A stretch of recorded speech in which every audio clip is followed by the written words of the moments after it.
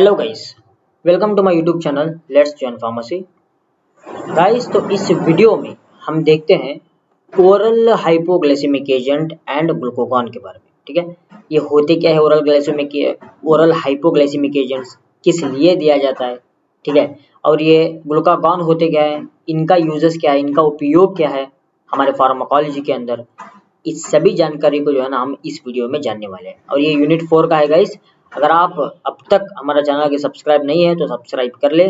उससे पहले हमने जो है ना इंसुलिन के बारे में डिस्कस किया है, आप जाके उस विजिट करके देख सकते हैं। और एक बात 100% मैं कहना चाहता हूँ गाइस, अगर आपको वीडियो नहीं पसंद आया तो बिल्कुल आप अनसब्सक्राइब हो जाइए, क्योंकि मैं बोल रहा हूँ एकदम डीप में आपको समझाऊंगा, आसान तरीके से मैं समझाऊंगा। ठीक है, वीडियो अगर थोड़ा बहुत लेट होगा तो भी कोई दिक्कत नहीं, मगर आपको जो है ना समझाने का अंदाज बहुत डीप तरीके से समझाने की कोशिश करूंगा। तो चलिए देखते हैं oral hypoglycaemic agents.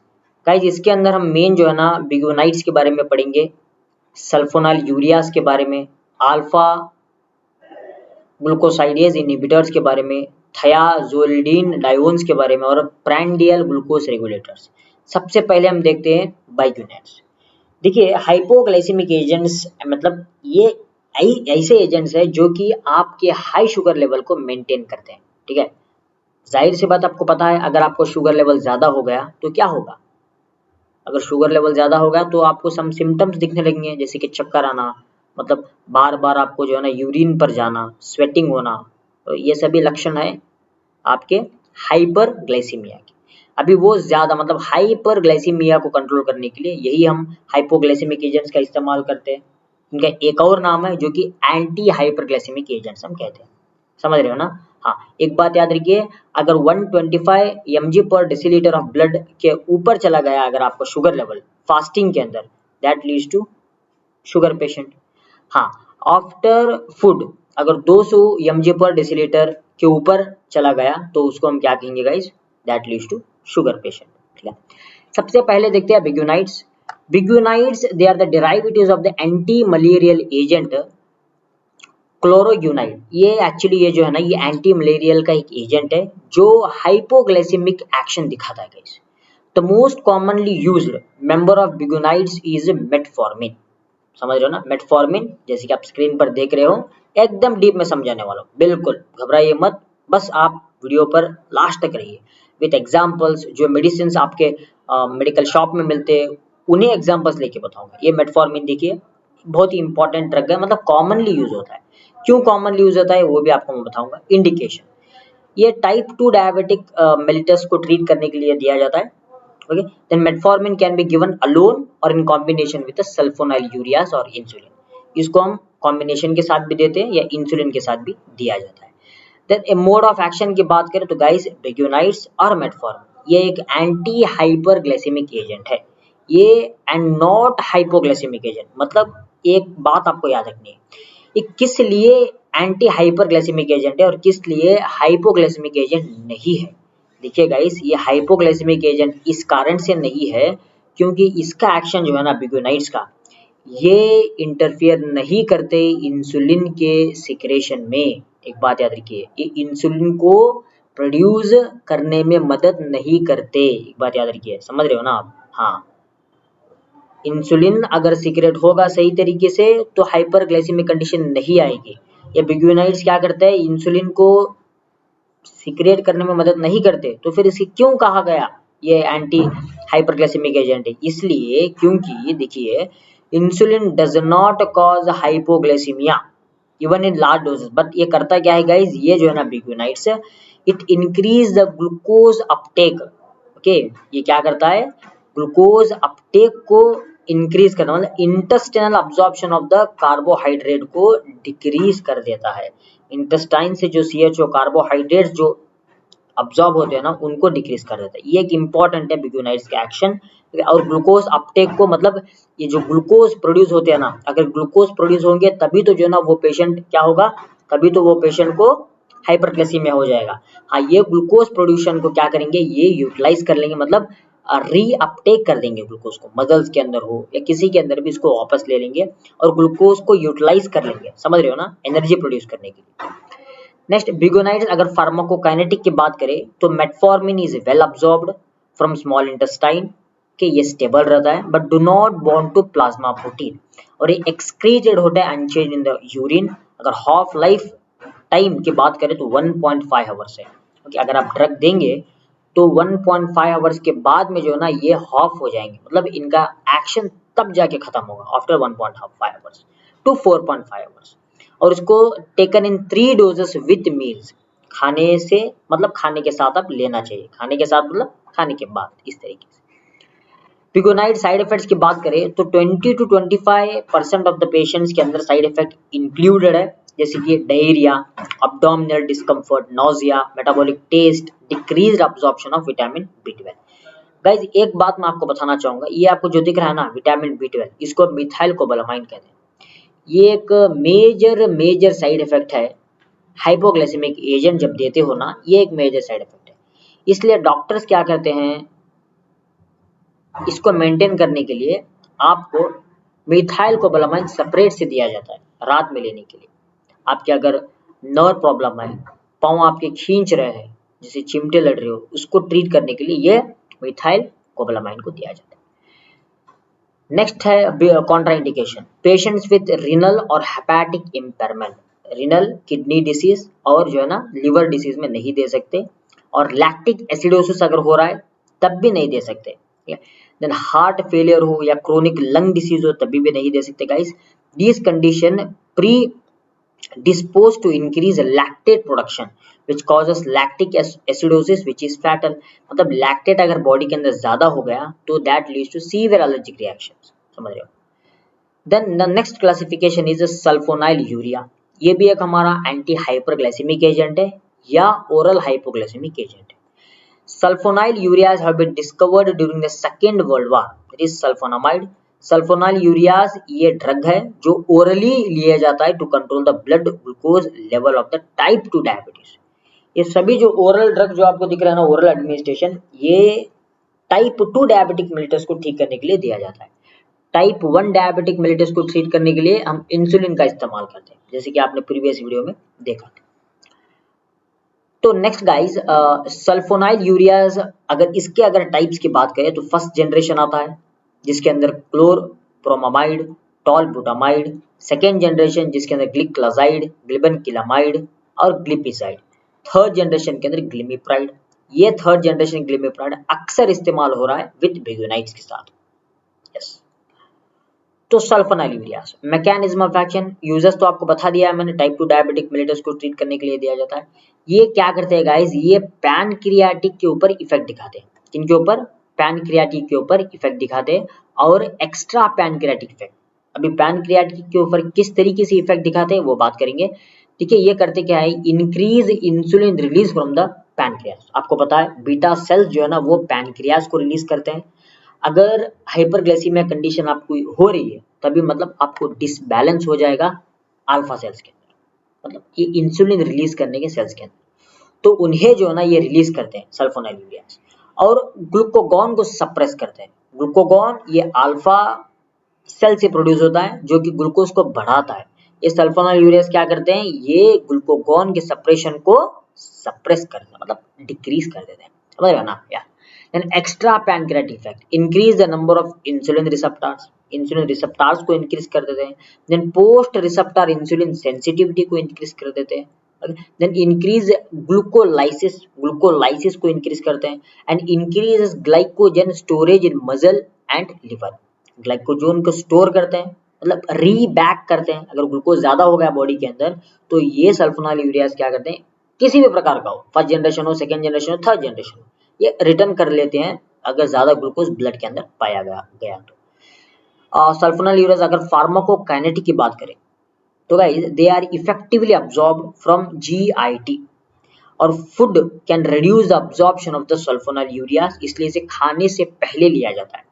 Sulfonyl ureas are more effective when given 30 minutes before eating, आधा घंटा पहले आपको लेना है खाने से। Plasma protein level very good है, 90 to 99%, मेनली जो है ना ये एल्बुमिन को बाइंड होता है। सल्फोनाइल यूरियाज अगर फार्माकोकाइनेटिक फर्स्ट जनरेशन की बात करें तो very short half life, second generation की बात करें तो 1 to twice और several times a day. Okay, मतलब लेना इसको किस तरीके से लिया जाता है, 2 बार 3 बार लिया जा सकता है। थर्ड जनरेशन बस एक ही बार लेना है, जैसे ग्लिमिप्राइड आप देखे होंगे, glimepiride. Sulfonyl ureas, all sulfonyl ureas are metabolized by liver and their metabolites are excreted in urine with about 20% excreted unchanged। 20% जो है ना अनचेंज फॉर्म के अंदर, मतलब किसी भी प्रकार का चेंज नहीं, इस तरीके से एक्सक्रीट होते हैं। Sulfonyl urea should be administered with caution to patients with either renal or hepatic insufficiency. अगर उन्हें रिनल प्रॉब्लम है, लिवर प्रॉब्लम है या किडनीज का प्रॉब्लम है तो उन पेशेंट्स को बहुत सावधानी के साथ इसको दिया जाता है। दूसरे बहुत सारे ड्रग्स अवेलेबल है जो कि वेरी सेफ है, बताऊंगा मैं आपको आगे। देन एडवर्स रिएक्शंस की बात करें तो वेरी फ्यू एडवर्स रिएक्शन, मतलब सिर्फ 4% का एडवर्स रिएक्शंस आपको दिखेंगे जो कि रेयर है। मतलब क्या है, अगर इसकी बात करें तो specially in elderly patients with impaired hepatic और रिनल फंक्शंस, जो बूढ़े रहते हैं उनके अंदर जो है ना ये रिनल या किडनीज का या लिवर का प्रॉब्लम होता है, मतलब वो हाइपोग्लाइसीमिया कॉज करते हैं। ठीक है, एकदम सडन आपका ग्लूकोज लेवल जो है ना गिर जाएगा, ये तो कॉमन है। एडवर्स रिएक्शंस अगर फर्स्ट जनरेशन की बात करें, नोजिया, वोमिटिंग, डर्माटोलॉजिकल रिएक्शंस जिसके रैशेस हो स्किन के ऊपर। Okay, drug interaction, some drugs may enhance or suppress the action of the sulfonyl ureas either by affecting. चंद ड्रग्स जो है ना वो क्या करते हैं, सल्फोनाइल यूरियाज के एक्शंस को रिड्यूस करते हैं।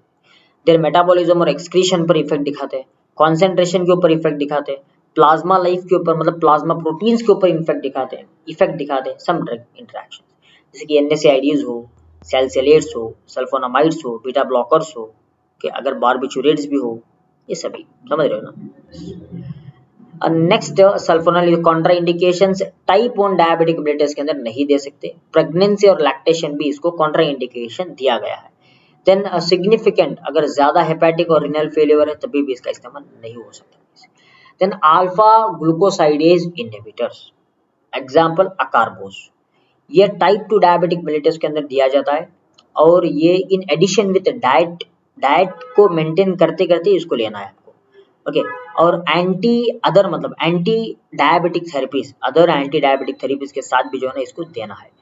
अकारबोस, ग्लूकोबेन जिसका एक और नाम है, mode of action they are poorly absorb.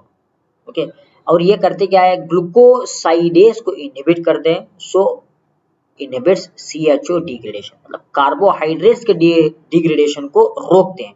जाहिर सी बात है, अगर बॉडी के अंदर शुगर, ग्लूकोज डिग्रेड नहीं होगा तो ग्लूकोज लेवल प्रोडक्शन नहीं होगा, ग्लूकोगॉन नहीं प्रोड्यूस होगा।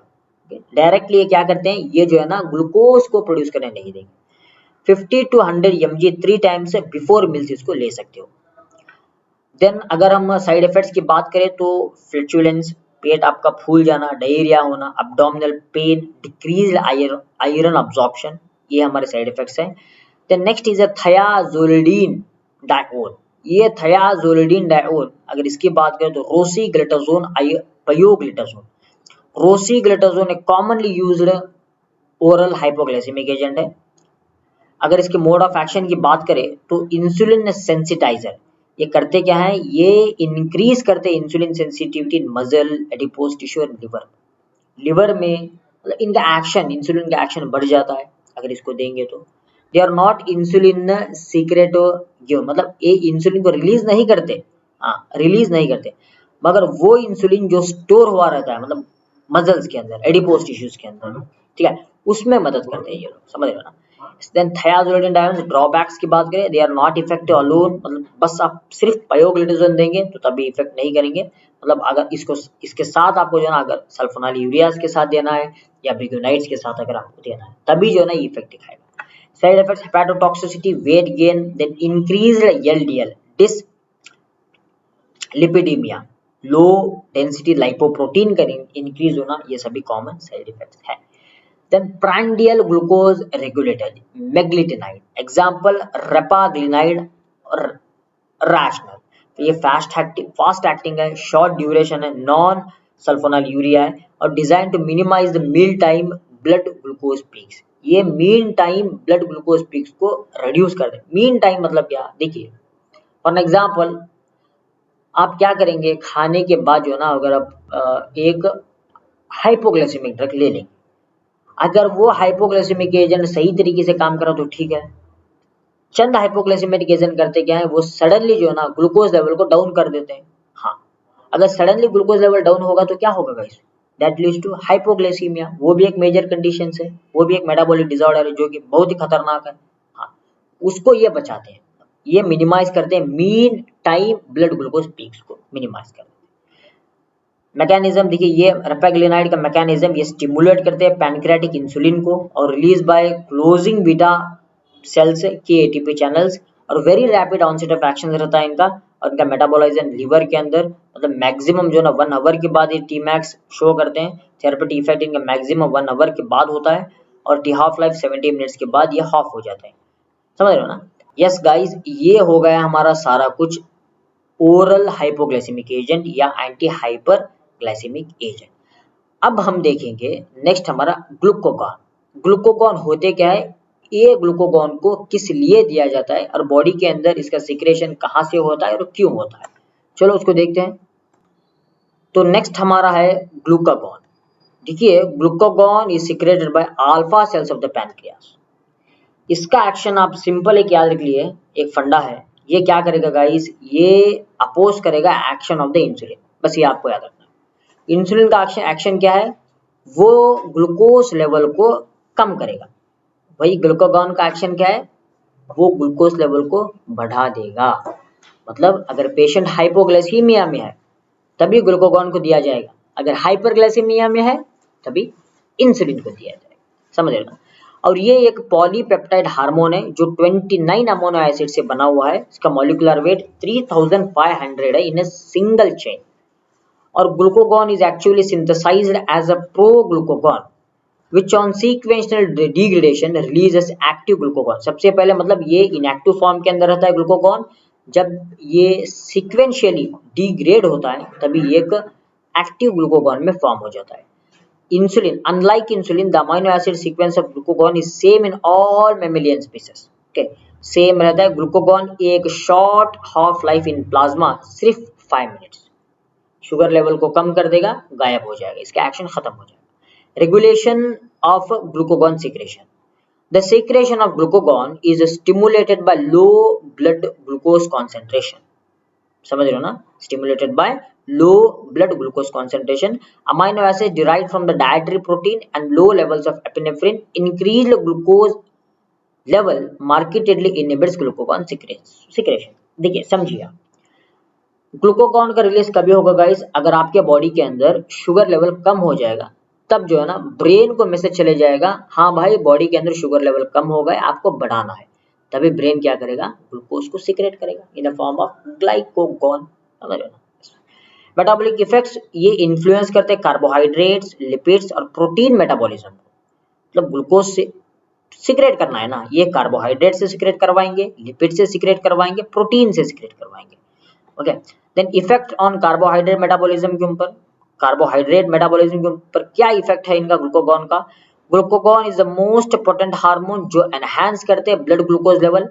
Primarily glucagon acts on liver to cause increased synthesis of the glucose and enhanced degradation of the glycogen. The actions of glucagon are mediated through the cyclic AMP. cyclic AMP chain से इनका actions चलता है guys, और ये main important जो है ना increase करते हैं सिंथेसाइज ऑफ द ग्लूकोज को। समझ रही आप? बस खत्म। इफेक्ट लिपिड मेटाबॉलिज्म के अंदर क्या इफेक्ट है, ग्लूकागॉन फैटी एसिड ऑक्सीडेशन को प्रमोट करता है, वो फैटी एसिड एनर्जी को प्रोड्यूस करता है और कीटोजेनेसिस को फॉर्म करता है। ये भी एक हमारा ग्लूकोज का इंक्रीज हो गया। देन प्रोटीन मेटाबॉलिज्म के अंदर अमाइनो एसिड जो है ना मतलब इंक्रीज करता है अमाइनो एसिड को और प्रमोट करता है ग्लूकोनियोजेनेसिस को, मतलब न्यू ग्लूकोज फॉर्म करने में प्रोड्यूस करता है जो कि ग्लूकोज लेवल को बढ़ा दे देंगे guys. Yes, mechanism of action of glucagon binds to the specific receptors on the plasma membrane and acts through mediation of a cyclic AMP, the second messenger। समझ रहे हो ना? ये ग्लूकागॉन क्या करेगा, ये प्लाज्मा मेम्ब्रेन के ऊपर बाइंड करेगा, बाइंड करके इनका एक्शन दिखाएगा। हाँ, वो एक्शन जो है ना मतलब द सेकेंडरी मैसेंजर जो साइक्लिक ईएमपी, उन्हीं से इनका सारा कुछ काम चलता है गाइस। एक बात याद रख लिया, बस इतना आपको मैकेनिज्म याद रखना है। ये एडिनल सेल साइक्लेज सिस्टम, मतलब ये सीरीज ऑफ इवेंट्स है occur at the membrane level that influence the activity of adenylate cyclase leading to the synthesis of the CAMP. CAMP very important है ग्लूकोगॉन के सिक्रेशन में। अब ये एडिनाइल साइक्लेस ये करते क्या है गाइस, ये मतलब ये सिंथेसाइज करते हैं CAMP को। ये this process mediated by G protein coupled receptor, so designated due to their ability to bind to GLU9 nucleotide जो कि ग्लूकोज सिंथेसाइज करने में मदद करते हैं। Yes, degradation of CAMP degrade हो जाएगा। अगर CAMP डिग्रेड हो जाएगा तभी भी जो है ना हमारा क्या रिलीज होगा गाइस, तभी भी शुगर रिलीज होता है। क्या रिलीज होता है? तभी भी शुगर रिलीज होता है।